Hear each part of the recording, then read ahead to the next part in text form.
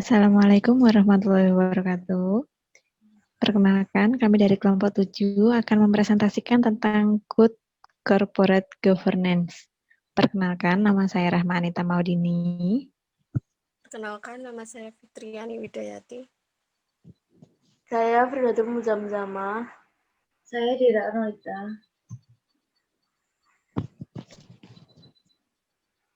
Yang pertama, saya akan mempresentasikan tentang arti penting GCG. Dalam menjalankan sebuah perusahaan, GCG memiliki arti penting, yaitu yang pertama, meningkatkan kinerja yang lebih baik, meningkatkan efisiensi operasional perusahaan, serta lebih meningkatkan pelayanan kepada stakeholder. Yang kedua, meningkatkan corporate value sebagaimana yang diungkapkan oleh Jagger et al. Pada tahun 2003 bahwa secara teoretik praktik GCG dapat meningkatkan nilai calculation perusahaan dengan meningkatkan kinerja keuangan mereka. Yang ketiga, meningkatkan kepercayaan investor karena investor cenderung menghindari perusahaan yang butuh dalam tata kelola perusahaannya, dan GCG merupakan kriteria kualitatif tertentu.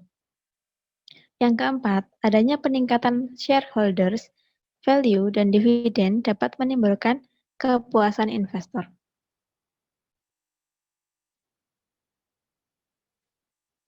Kunci sukses dari GCG sulit dipungkiri. Selama 10 tahun terakhir ini, istilah GCG kian populer.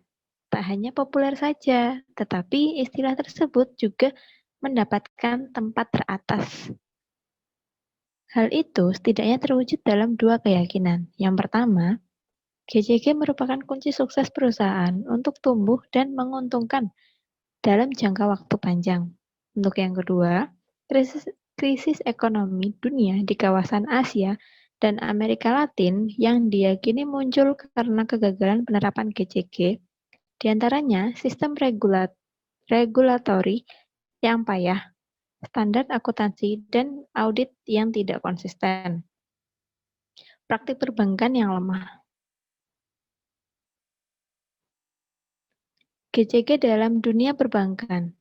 Peran Bank Indonesia dalam penerapan GCG. Krisis ekonomi yang melanda Indonesia menyebabkan keterpurukan perekonomian Indonesia dahulu karena prinsip GCG yang diabaikan.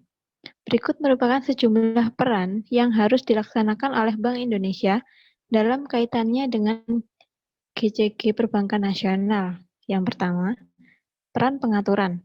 Sistem perbankan nasional membutuhkan pengaturan untuk mendorong penerapan GCG di kalangan perbankan.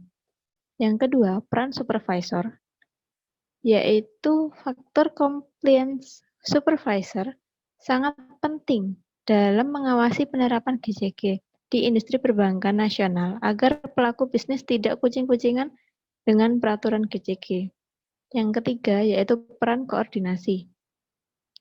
Penerapan GCG membutuhkan solusi yang holistik di mana banyak pihak yang terlibat, sehingga Bank Indonesia perlu melakukan koordinasi dalam mendefinisikan informasi yang diperlukan.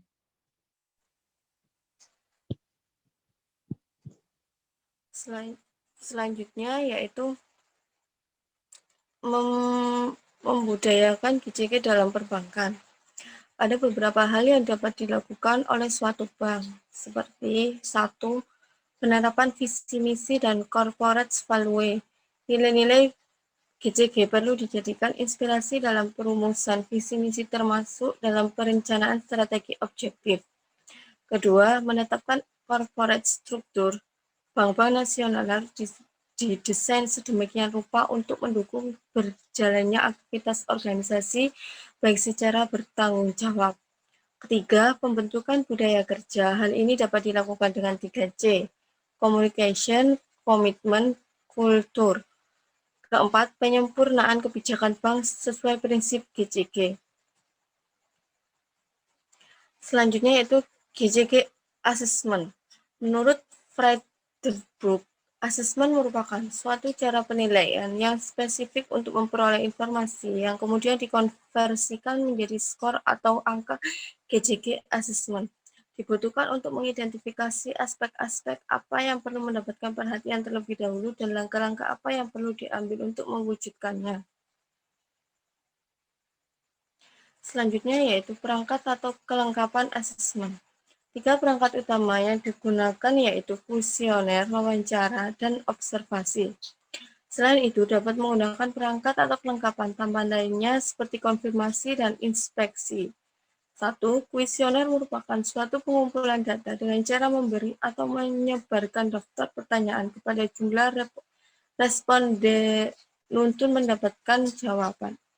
Kedua, wawancara merupakan suatu upaya untuk mengumpulkan data dan informasi atau mencari penjelasan dari suatu kondisi dengan cara mengajukan sejumlah pertanyaan secara lisan.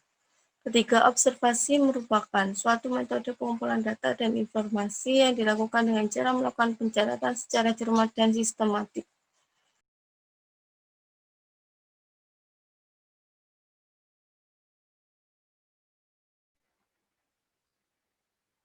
Selanjutnya adalah aplikasi assessment. Yang pertama adalah self-assessment, yaitu aplikasi ini dilakukan secara internal oleh perusahaan tanpa campur tangan pihak eksternal dari luar perusahaan. Yang kedua adalah independent atau assessment. Pengukuran independen dilakukan oleh pihak ketiga. Kelebihan yang paling utama dari aplikasi GJG Assessment ini adalah hasilnya dapat digunakan oleh perusahaan untuk memberikan keyakinan kepada stakeholder dan masyarakat luas. Effective Assessment. Yang pertama, konsep sistem monitoring, yaitu interaksi dari berbagai kegiatan seperti mengamati, meninjau kembali, mempelajari, serta mengawasi secara berkala atau berkesinambungan terhadap pelaksanaan berbagai program kegiatan.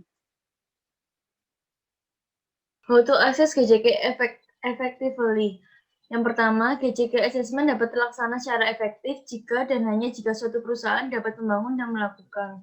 Kedua, jika eksekusi program GJG dilakukan tanpa didukung dengan struktur organisasi yang bagus dan infrastruktur yang memadai, maka proses GJG akan berjalan tidak efisien.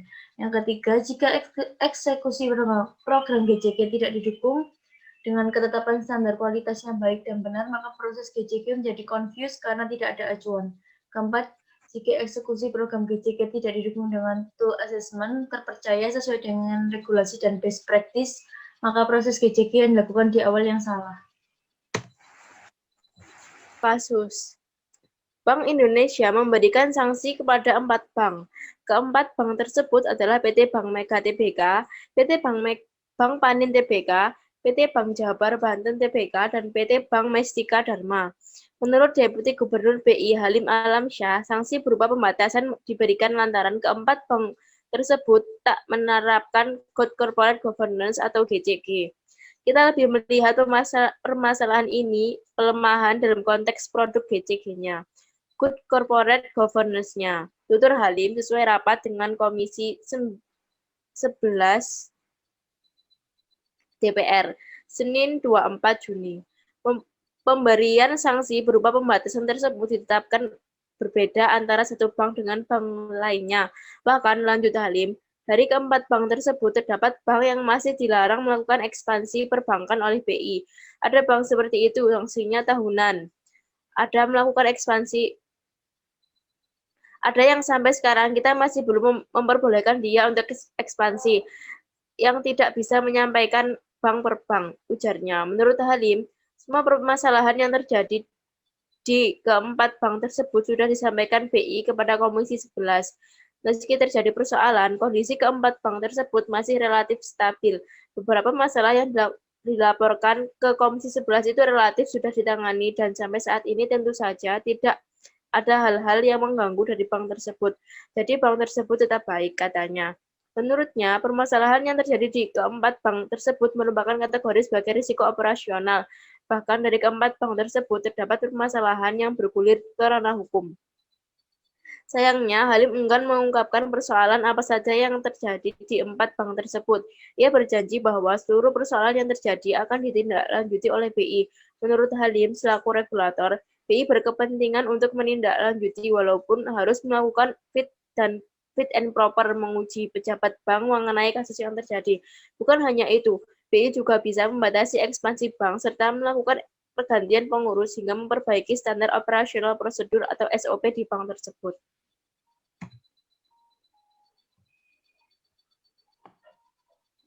Penyelesaian dari contoh kasus di atas merupakan kasus penyimpangan laporan keuangan dan ketidakefektifan dalam kinerja bank.